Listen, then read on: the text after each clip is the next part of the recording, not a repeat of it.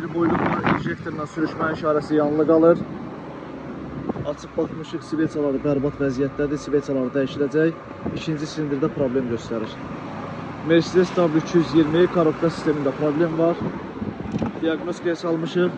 Korobkanın alt platasında problem göstərir. İndi korobka ustasına göstərib problemi aradan qaldıracaq. Hyundai Sonata maşında boğulma problemləri var.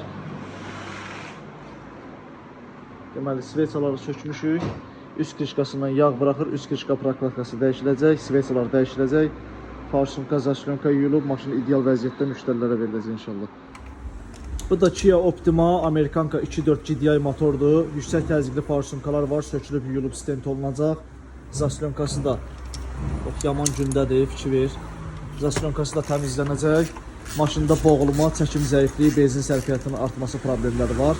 Bu problemlər də aradan qalxacaq inşallah.